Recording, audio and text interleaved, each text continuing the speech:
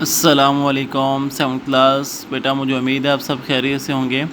جیسا کہ بیٹا کہ آپ کے علم میں ہے کہ ہمارا سبق چل رہا تھا بک کے پیج نمبر 19 یعنی 19 پہ دعا کی اہمیت اور فضیلت کے حوالے سے۔ مجھے امید ہے کہ آپ نے اس پورے سبق کی جو ہے وہ اچھے طریقے سے لیڈنگ کر لی ہوگی اور آپ کو دعا کی اہمیت اور فضیلت کے بارے میں آگاہی بھی اچھے طریقے سے مل گئی ہوگی قرآن و سنت کے حوالے سے بھی۔ تو بیٹا اب ہم جو ہے اس کی مشق کی طرف آتے ہیں۔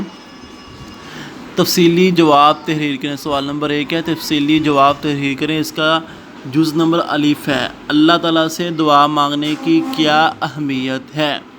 تو بیٹا اس کا جواب یہاں سے ہے دعا کی اہمیت سے۔ یہاں سے یہ بک کے پیج نمبر 19 پہ ہی ہے، یہاں سے اللہ تعالیٰ کی بارگاہ میں دعا مانگنا اعلیٰ درجہ کی عبادت ہے۔ یہاں سے شروع ہو کے اس کے اندر بیٹا یہ آیت بھی آتی ہے، یہ آیت بھی آپ نے اس کے اندر یاد کرنی ہے۔ وَإِذَا سَأَلَكَ عِبَادِي عَنِّي فَإِنِّي قَرِيبٌ أُجِيبُ دَعْوَةَ الدَّاعِ إِذَا دَعَانِ۔ سورہ بقرہ کی جو ہے وہ یہ آیت نمبر 186 ہے، یعنی 186 ہے۔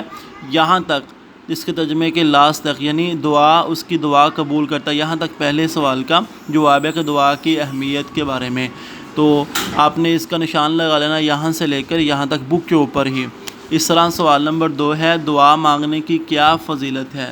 تو بیٹا اس کا جواب یہاں سے ہے دعا کی فضیلت۔ یہ سٹارٹ سے شروع ہوتی ہے۔ دعا نبی اکرم صلی اللہ علیہ وسلم نے دعا کی فضیلت بیان کرتے ہوئے فرماتے ہوئے اسے مومن کا اشتہار قرار دیا ہے۔ یہاں سے شروع ہو کر اس کا جواب بیٹا یہ بھی اس کے اندر آیت بھی آنی ہے، ربنا آتنا فی الدنیا حسنۃ وفی الآخرۃ حسنۃ وقنا عذاب النار۔ یہ بھی سورہ بقرہ کی آیت ہے اور آیت نمبر 201 ہے۔